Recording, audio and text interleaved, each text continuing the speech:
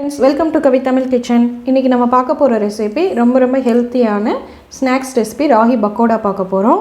இதுக்கு தேவையான பொருட்கள் டிஸ்கிரிப்ஷன் பாக்ஸ்ல கொடுத்திருக்கேன். செக் பண்ணிக்கோங்க. வாங்க எப்படி செய்யறதுன்னு பார்க்கலாம். நான் வந்து ஃபர்ஸ்ட் ஒரு பாத்திரத்துல 1 கப் ராகி மாவு எடுத்துர்க்கேன். இது கூட 2 பெரிய வெங்காயம் சின்னதா கட் பண்ணி போட்டுக்கோங்க.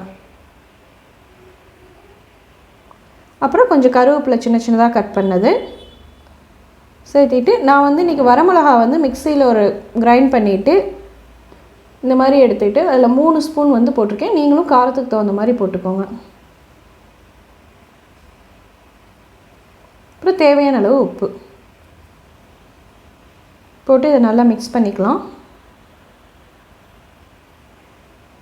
கொஞ்சமாக தண்ணி ஊற்றிக்கலாம். அதுக்கப்புறம் இது நல்லா மிக்ஸ் பண்ணதுக்கப்புறம் கொஞ்சமாக தண்ணி ஊற்றி நம்ம நல்லா சாஃப்டாக பிசைஞ்சுக்கலாம்.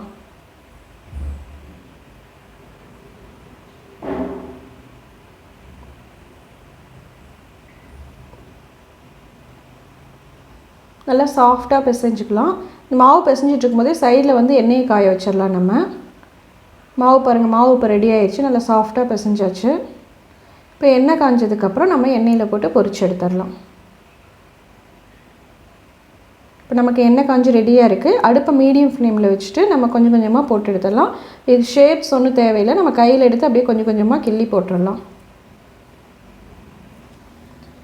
இந்த ஸ்நாக்ஸ் வந்து ஈவினிங் டைமில் சாப்பிட்லாம், மழை பெய்கிறப்ப சாப்பிட்டிங்களாம். ரொம்ப டேஸ்டியாக இருக்கும். குழந்தைங்களுக்கு ரொம்ப ஹெல்த்தியான ரெசிபி.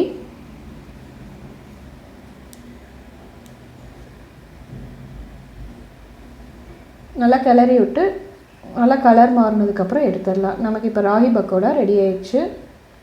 நல்லா மொறுன்னு இருக்கும். அதே மாதிரி மீதி இருக்க மாவையும் நம்ம போட்டு எடுத்துடலாம்.